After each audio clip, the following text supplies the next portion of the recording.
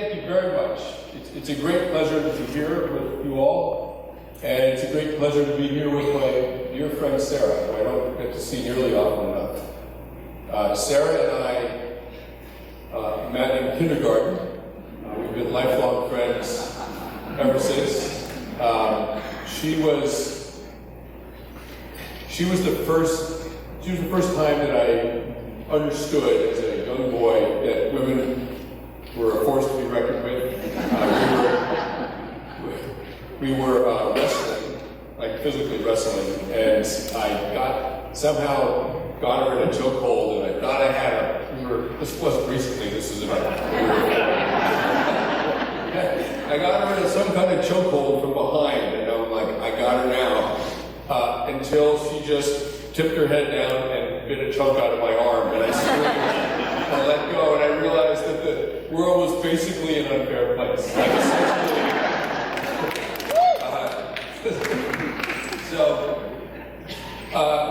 We've been best friends ever since that wound healed, actually. And our lives have interwoven in amazing ways and wound up oddly in kind of roughly the same place. I'd like to, in our conversation, bring us back to an early trip that we did when we were very young. You had something you wanted to say about the format, though. Yeah.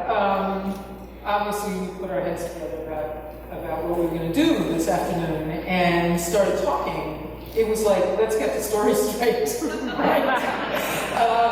And then we realized that we were asking each other, do you remember, we were asking each other questions. We said, let's stop. Let's not plan this out. Let's actually have this conversation tomorrow. So what you're going to get is, to some extent, our own exploration of that trip and how it played out in the direction that both of our lives took. So we're both in college, and I had seen a poster at some point, like a travel bureau poster of a nomad in Morocco, and I was very, very taken. That is not how it went. No, I mean, what you don't know is that for quite a while, Morocco and Afghanistan had been a place in my mind of amazing sort of foreignness and exoticness, and it was both. I saw photos of Afghanistan in a book called Caravan to Tartary when I was in Paris when I was 12, and this amazing travel poster of Morocco. And both of them had images that just made me think, my God, this world is like incredibly beautiful and alien. I grew up in a suburb of Boston. So at any rate, we were in college. Yeah, so the way I remember it was he was bummed out. I mean, it happens every once in a while. And he was actually having a hard time, functioning. I wouldn't put it that way, but it was a really remarkable thing to have Sebastian not absolutely have this appetite for life. And I remember saying, let's go someplace. And so it's really ironic. I didn't know about that poster, but I proposed Morocco too, independently. And similarly with Afghanistan, as I think we'll get to, we both kind of came to both of these places completely independently, which is really remarkable. So it's 1982, 83, and we were like 19, yeah, right? We got our backpacks and loaded it up, whatever, clothes, and went off to Morocco for a month. And we had very little money. We traveled by bus, and we wound up, and this is, I think, really in some ways the moment where both of our lives changed a bit. We wound up meeting on the bus, I think it was, a couple that volunteers for the Peace Corps in a very small village in Morocco. And they invited us back to their compound. Their names were Jack and Hannah Stoll, actually. That rings a bell with anybody. And we stayed with them for a week or so, and both of us were sort of transformed by that experience. How did it affect you? First of all, it was their welcome. I mean, the welcome was really remarkable.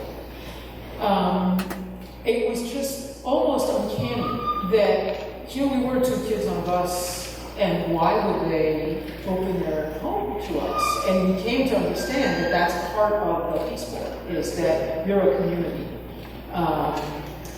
But why don't you talk about that, and then we met some other people that I would like to. So, in this week that we spent in this village, the developing world was really presented to me. I mean, Morocco is filled with beautiful, spectacular places to visit, amazing cities. This was just a village. I mean, this really was life in the developing world, very, very poor. And you know, my mind was really just sort of opened by that. And we continued traveling. I think you maybe got the idea of joining the Peace Corps from Jack and Anna. Potentially. Yeah, I mean, so there was something else that happened to us. We went to a village, we kind of wanted to get as close to the Sahara as we could. And so we kind of went to the village that's the farthest south that there is. And I remember saying, let's just walk. And do you remember the name? It's Goulimin. Right, Goulimin. Very, very exactly. far south. Yeah. And we saw camel tracks. And it was like, hey, we had grown up tracking animals in the woods outside Belmont, Massachusetts. You know, this was also something we used to do. Let's track the camels. And we found a tent, and it was Tuaregs, and they had come up to sell their camels at the Goulimin market. And you have to understand, Goulimin, it was a barracks town for soldiers that were fighting the Polisario further south in the desert. So it was filled with soldiers, and it was a real kind of Wild West town. I mean, it really had a strange, very dangerous and strange vibe. And so when we started walking, we left our stuff in some kind of hotel. And we walked half the day out there, and we followed these tracks. We saw this tent on the horizon in the distance, and we walked towards it. And it was a traditional tent with these two Tuareg men and some camels. And they spoke a little French. Sarah spoke a little bit of Arabic. We used hand signs. They basically invited us to spend the night, and they fed us and they gave us tea. And we spent the night out on the desert in January in this tent rolled up in goat skins. And before we went to sleep, they communicated to us that if we wanted to come with them back into the desert, they would have us here 6 months from now, the next time they returned to Goulimin, that we could basically go south with them for half a year and then come back. So you have no idea how tempting it was. I mean, seriously, we agonized over that decision. And it's something, I think what this goes to is something really fundamental about the Peace Corps experience, even though neither of us had it at that time. But it has to do with relinquishing your own identity in a way. I mean, that's what we were faced with. Is we could essentially disappear from the world that we knew for 6 months and become somebody else and experience the world through the perspective of people completely different from us. So we each individually came to our own decision. Sarah first, I think that evening, if I'm remembering right, and then that morning at dawn, I walked out into the desert, and we had taught them the word God. They'd asked how to say Allah in English, and we taught them the word God. So when they were saying their morning prayers, they were saying it in Arabic, but instead of each time they were supposed to say the word Allah, they were saying the word God. Which is sort of extraordinary to hear. We gave them their first taste of chocolate. We had chocolate. That's right. Completely blew their minds. And we gave them a Swiss Army knife that is probably still floating around down there. But I walked off into the desert and watched the sunrise and thought about if I was going to do this or not. And I had this very useful revelation that I just wasn't the kind of person that was going to step off into the void for 6 months. I just didn't have it in me, for better or worse. I wasn't that kind of person. And that was actually that's sort of an adventuresome ideal. And if you're encumbered by the expectation that that's the person you should be, you can live what will feel like an unsatisfying life. And I learned very early on that there were certain limits to how much I could abandon and how much I could trust fate. And so this is really interesting because we were talking about this yesterday as we were thinking about the conversation we wanted to have with you. And I was like, wow, because I also said no. I said no for some other reasons which had to do with family expectations and reasons why I kind of felt that they were fair enough. Like I had 3 older siblings who basically been 60s kids, and my poor parents didn't have a kid who had been through college yet, so I kind of felt like I couldn't quite do that to them. But I didn't get the same realization. And what I was telling Sebastian yesterday is,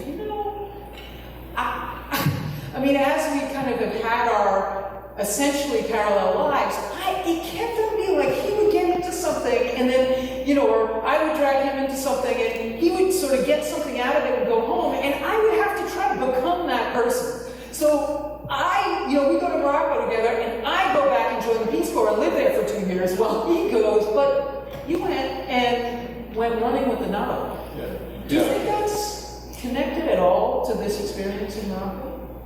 Yeah, I mean, some months later, actually, I was on the Navajo reservation, and I wasn't in the Peace Corps, but I did something a little bit similar. Anthropology, probably many of you did study anthropology. There's a real overlap. And I was an anthropology major. I was a very good distance runner in college, and I decided to write a thesis about Navajo long-range running, and I lived on the reservation for a summer and trained with their best runners, and I did experience of being in an alien world and trying to get your emotional needs met and your sense of physical safety, like basically on Mars, is what it felt like.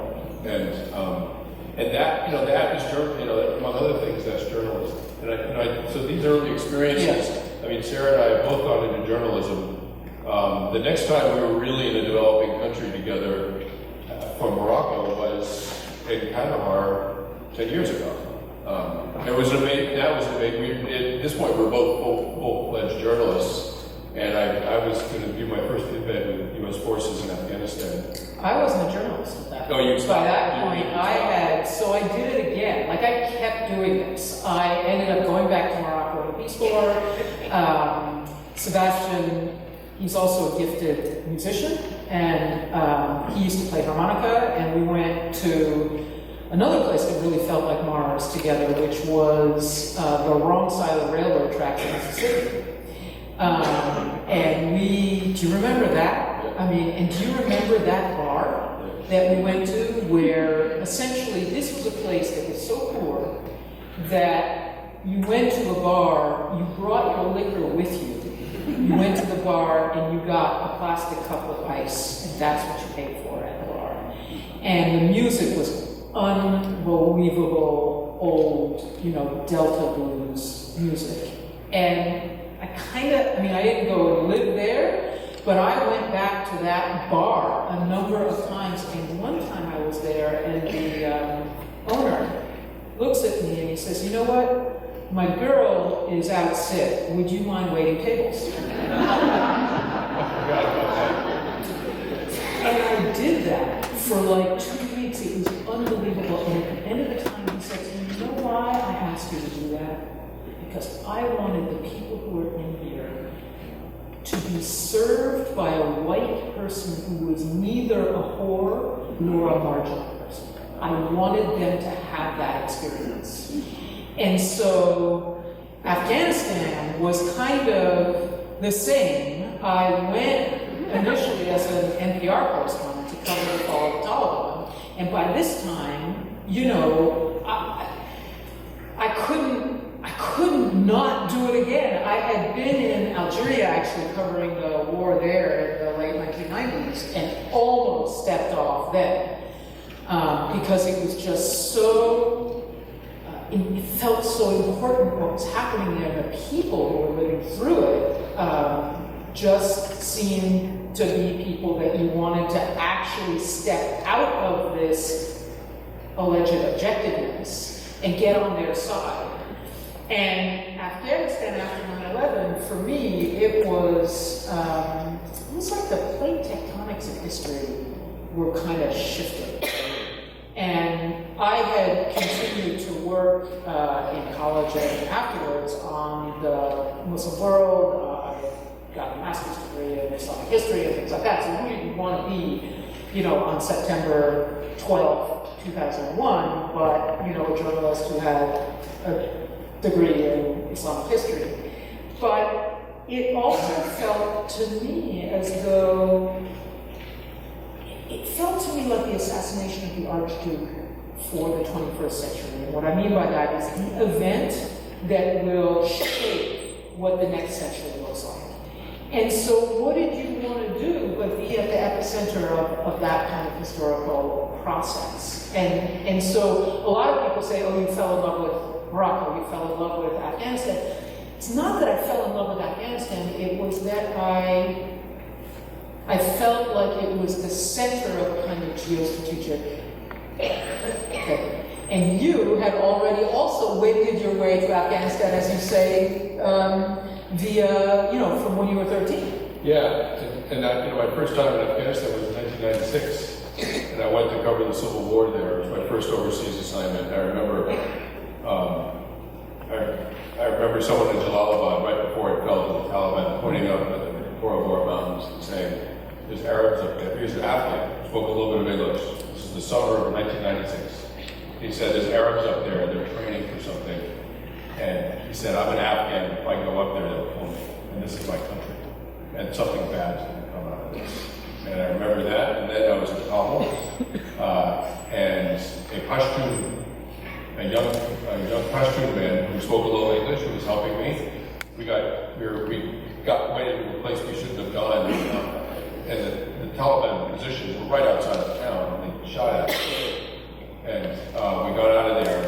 And after we got out of there, he said, we hate those people, but we're going to let them in because we're so tired of the corruption of this government, which is something I hope to return to before we run out of time. So I kept going in and out of Afghanistan and writing about it, and the war reporters like to have a kind of flattering image of themselves, and I was feeling like I was pretty cool, and then I went to visit Sarah, and Sarah, talk about being outdone, right? Like Sarah moved and driven into Kandahar in 2001 on the back of a moped, I think, and just simply rented a house, put on some male Afghan clothing, bought a pickup truck, and just set herself up for business. Even better, it was actually a Taliban pickup truck that President Karzai's brother gave me. So I spent years with Sarah, and just, some classic Sarah, like my completely immersive experience. Like, I'm in and out of countries for a few weeks at a time. Sarah's in and out of countries for a decade at a time. Like, it's a completely different experience. And there was something struck me there about just a very different way of being in this world. With Sarah giving up journalism, doing something else, engaging in some other way with the people of another country, to me there was something just incredibly noble and inspiring about it. And it did make me think of her experience in the Peace Corps, and what an extraordinary thing that is. Journalists get a lot of they get romanticized a lot, they get criticized a lot, they're very dramatic job. But there's so many other ways of engaging with the world and affecting it. And you really have been like an amazing example. Wow, because what I was feeling was kind of the opposite. Like, why do I keep losing myself? Like, why do I keep losing my sense of direction and having to somehow merge with, can't I figure out how to add value to the world without sort of becoming a less effective version of a Kandahari? Kandaharis are always going to be better Kandaharis than I can be. So, and somehow you managed to keep your balance, and I always felt like I kept losing my balance. And I think that's, and so when you said yesterday that it was that moment in Morocco that kind of taught you, okay, here's where my balance is. And I feel like it's taken me a lot longer to figure out how you establish a balance. It's more like a sailboat's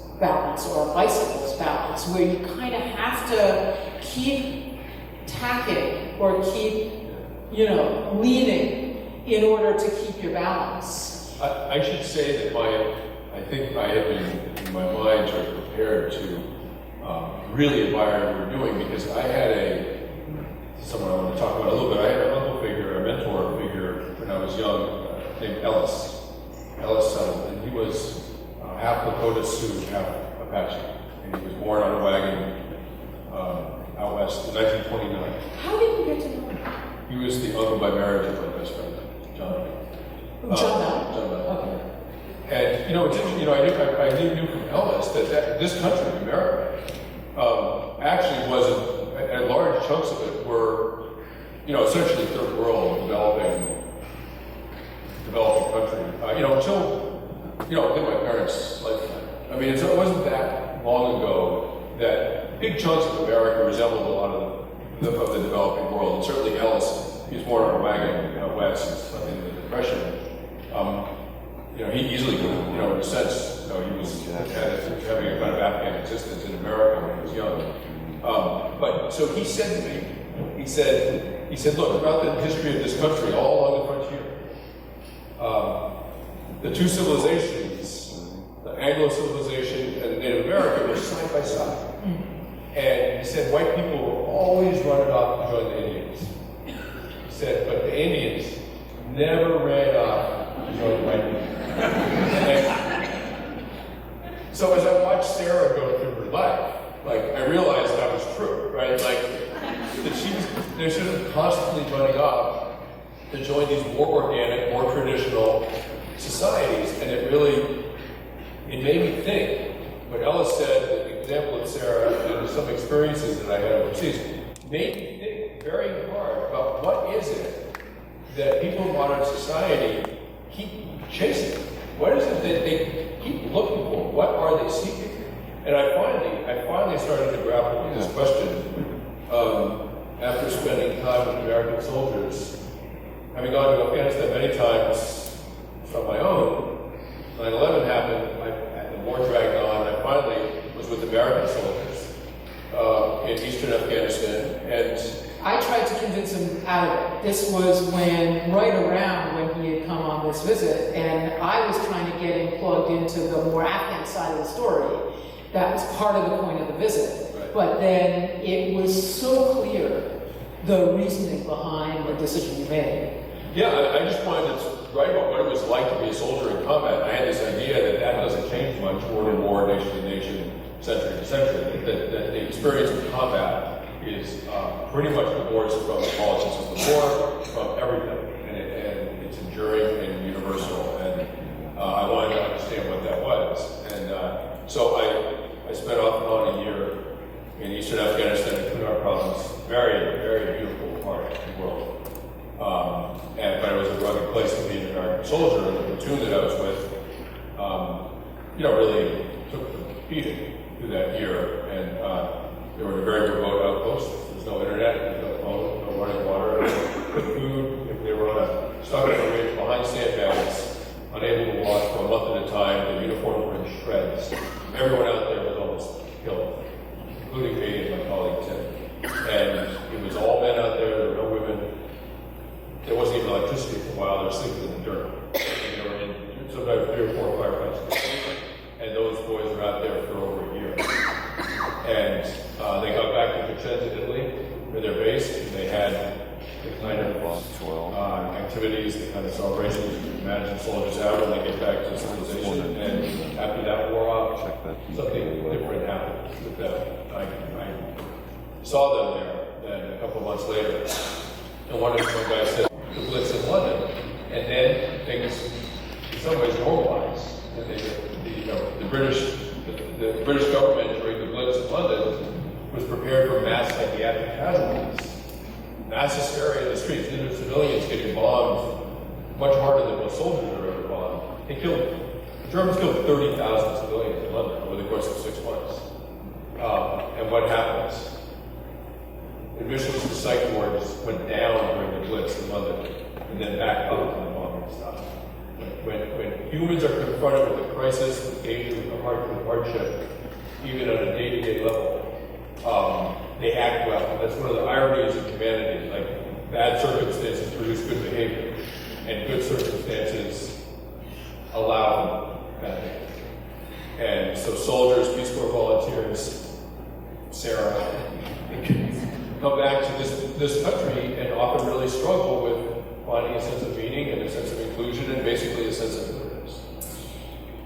And I think I'm really glad that you took that thread into talking about, what you've been working on, of late, because it almost kind of points directly at what I've been doing, which is kind of looking at the values of this community, or sorry, of this society, not just the fact of its being disconnected, but also what are the values that that are kind of being exalted by our society. And I think we're living in a period where money is almost the sole measure of social standing. And so that leads to all kinds of excesses that we've been seeing in this country. But I was experiencing it in Afghanistan, which was the development of what I can just call a kleptocratic network. Basically, the government of Afghanistan, especially by sort of 2006, 7, 8, was not something you could really call a government anymore. You really had to understand it as a vertically integrated criminal organization that was masquerading as a government. And it was not just capturing the gigantic proportion of international development assistance and things like that was flowing into the country. It was also extracting a gigantic amount of money from the Afghan people to the tune of $2 to $5 billion a year in a country like Afghanistan.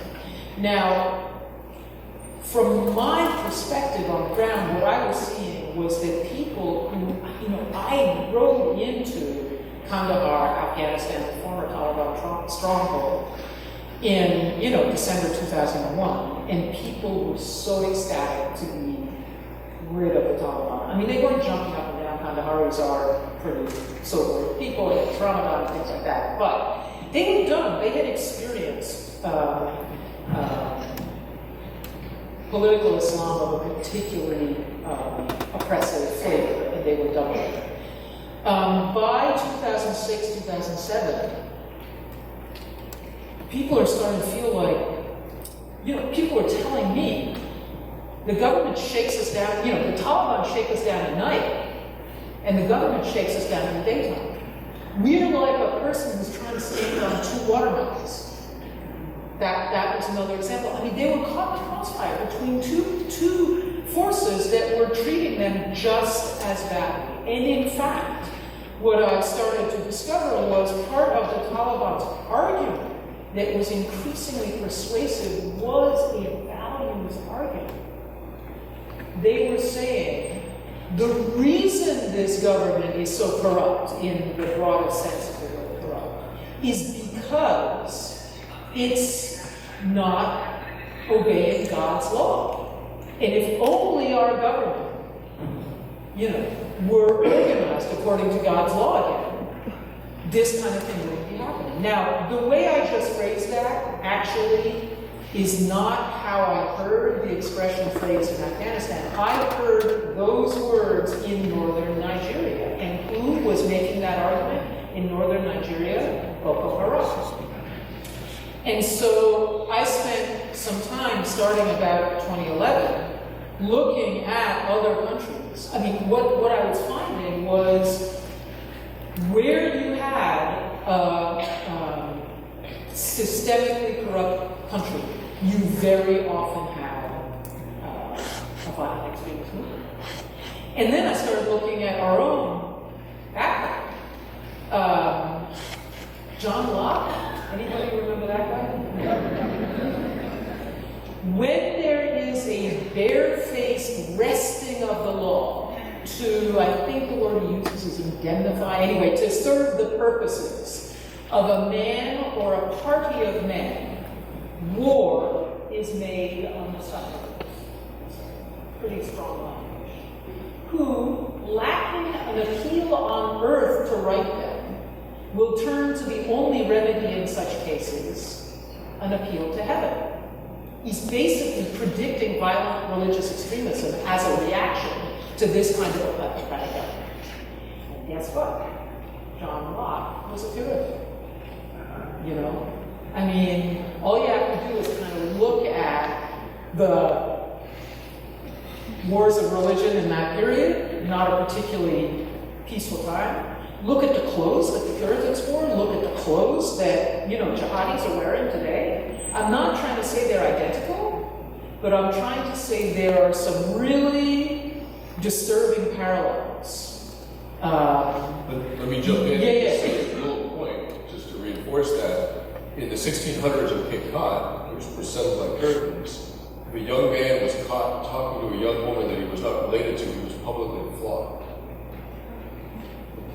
I mean, does that sound familiar? It's really challenging for us to think about the argument made by the Taliban or by ISIS or by Boko Haram, particularly as we've been watching them function for the last couple of years, as a moral argument. But that's kind of the argument that's being made. And back to the point about going and joining the Indians. I think that we are living at a time where the exaltation of money, where competition between members of our society over the number of zeros in the bank account, which entail, that's an endless prospect, right? I mean, I no longer need $23 million because I want a $23 million lifestyle. I need $23 million because he makes 22 and I have to beat him. And that means he needs to make 24 once I get to 23. And that goes on, and you get Wells Fargo, and you get endless extraction of resources, human resources, natural resources, and then, so that's on the competition side, and on the other side, you've got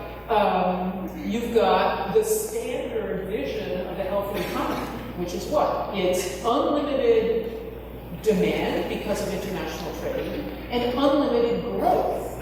I mean, what are we, 15? We're relatively healthy. When did we stop growing? Right? I mean, seriously, unlimited growth is called cancer. And I think that we live in a period where it is in fact indigenous communities who have a very different perspective on both of the issues that we have been discussing this afternoon, meaning community, how are they knitted together as communities, and how does the natural world count as members of their community. Now that's, none of that riff is in the book that's out there. That's kind of where I'm going now. But I think that's what I'm saying. If I can stop for Sarah a little bit, her book, Thieves of State, outlines this whole idea. And I find it to be an incredibly important book for today. And if you're at all interested in the ideas she's been expressing, I mean, I think they're absolutely crucial to understanding today's wars and the state of the world right now. So it's called Thieves of State, and you really should look at it. But let me also say, just to sort of reinforce that, and this is where our work sort of overlaps. One of the things that Thomas Paine conjectured was appealing about Native American society for settlers, for Anglos in the New World, was that it was ultimately an egalitarian society. Nomadic hunter-gatherers cannot accumulate wealth. Authority is imposed only on the willing. If you don't like the person who is acting with authority, you can always leave.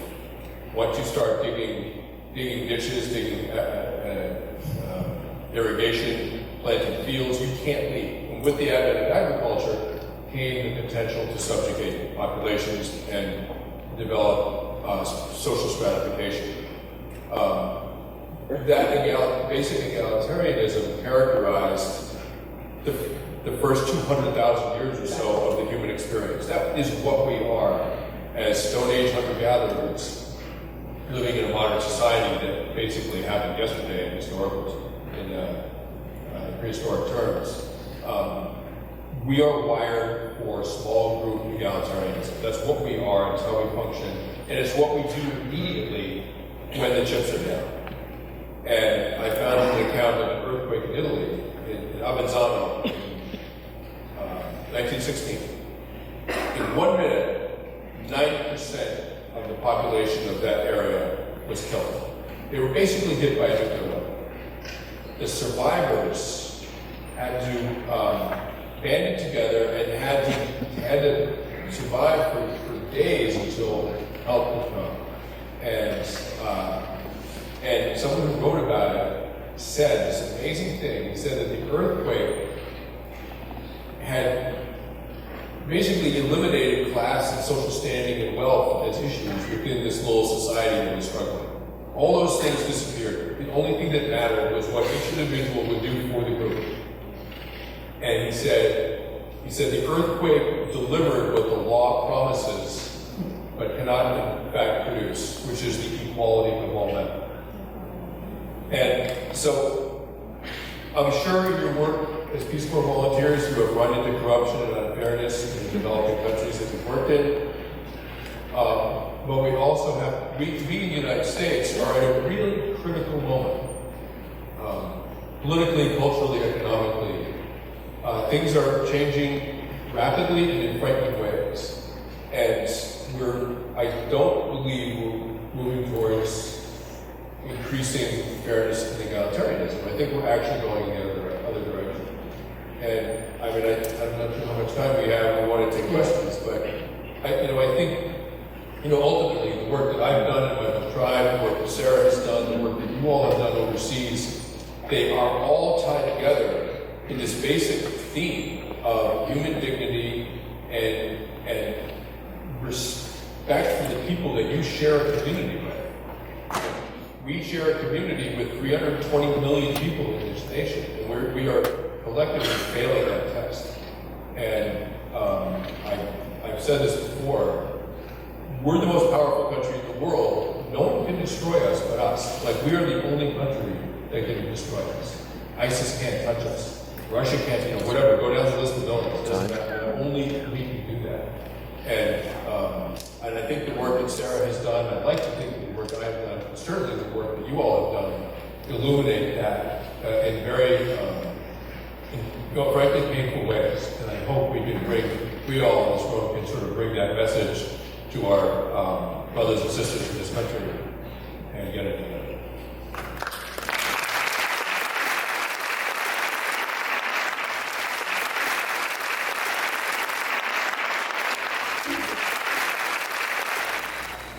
I mean, I have a laptop and I have an email account, but I also have a flip phone. I don't have a smartphone, and I do not want the obligations of human connection to follow me around at every moment of the day. One of the richest states of mind a person can be in is a state of contemplative boredom. I mean, I'm serious. Like, ideas and thoughts and fantasies and all kinds of rich things happen in a mind that's in sort of in neutral for a little while, and that no longer happens to people. No one just sits in a restaurant waiting for their spouse to show up. No one just sits on a bus or the subway people don't even walk without looking at their devices. There's no more neutral, sort of neutral activity in people's minds, and there's a real loss there. So the way I'm dealing with technology is by putting a real limit on my access to it. I know if I have one of those phones, I can check it.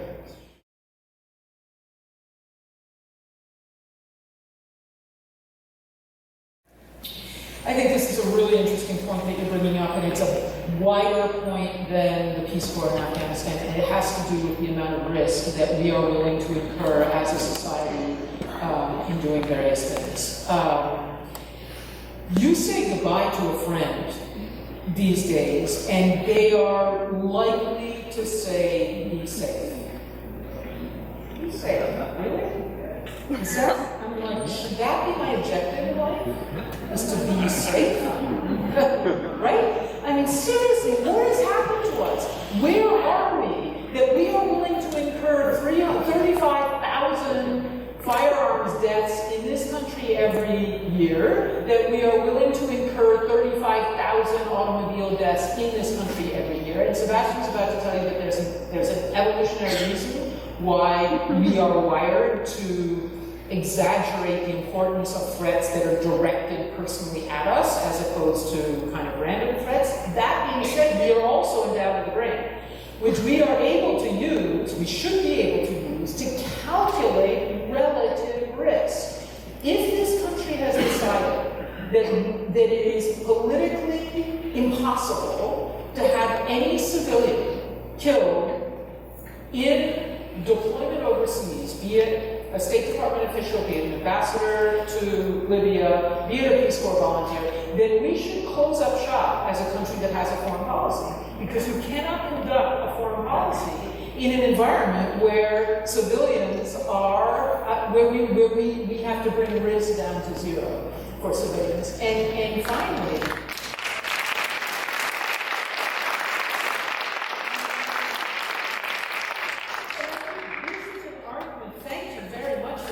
this is an argument we should all go out and make explicitly. And I really wish that then Secretary of State Clinton had made that argument after Benghazi. I mean, full war. I think, well, let me just leave it there. Do you? I know, I'm totally in agreement, and I don't have anything to add. I think other than at risk as part of our evolutionary past, it's part of life, it's part of what the world is, and the idea, as you say, that we can live in one of the safest countries in the world and exhort each other to be safe, frankly makes us sound incredibly wrong. It also makes us vulnerable. If we set the bar for the amount of risk that we're willing to incur at zero, then it's really easy to score points on us. If we're willing to be a robust and resilient culture that can take, I mean, this village in Italy, that was not the end of, it was almost existential, but the village survived. And in some ways, it came out of that trial improved. And let me add, just as an example, and of course no one would ever wish catastrophe or tragedy on any community, of course, but the consequences of those unavoidable events are really complicated and interesting. The suicide rate in New York City went down after 9/11. Went down. From violent crime rate to murder rate, they all went down. Bad experiences produce pro-social behaviors. I found a study in Ireland during the what were called the Troubles. The violence, the mayhem, the riots, and the fighting and death. In 1969, 1970 in Northern Ireland. And an Irish psychologist studied community-wide, population-wide depression rates, district by district, and correlated the rise or fall of depression rates to the levels of violence. And he found that levels of violence declined in the most violent districts. Levels of levels of depression, levels of depression declined in the most violent districts.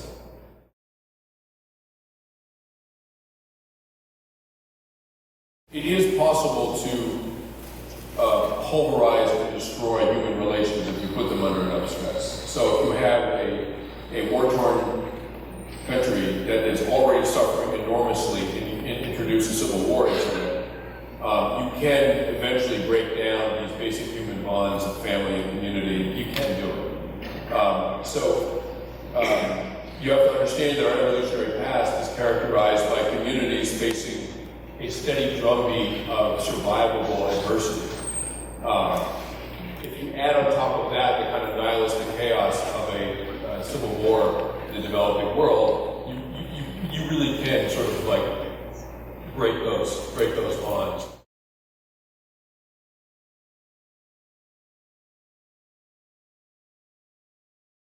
I think the appeal of ISIS to people in the United States and in Europe is precisely what I'm talking about. It is the possibility of being part of something that's greater than yourself, and it's something that everyone wants. One of the officials in London during the Blitz said, we have neurotics driving ambulances, right? They were contributing to the public good. And I think for sort of disaffected youth in the middle classes, which is where they're coming from Europe and America, to see the intense community exhibited by ISIS in its most romanticized form is incredibly appealing compared to shopping at the mall. And what we have to do, I think, for our collective psychological health is offer our youth, offer ourselves something as meaningful and communal as organizations like that, except we of course have to be oriented towards peace and stability. Thank you. I would just, sorry,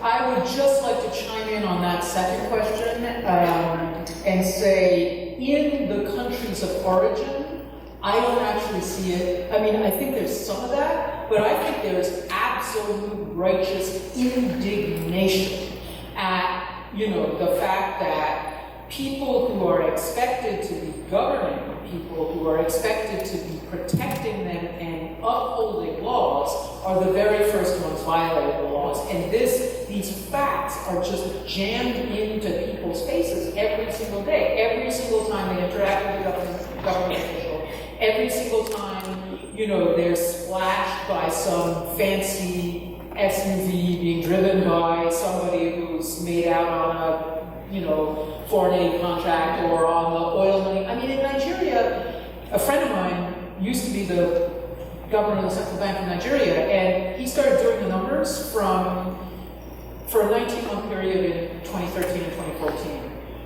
$20 billion went walking from between oil that was sold and money that was deposited into the government treasury. That's $1 billion a month was disappearing. And people are absolutely outraged by it. So I don't see it as a community of the suffering so much as a community of the enraged.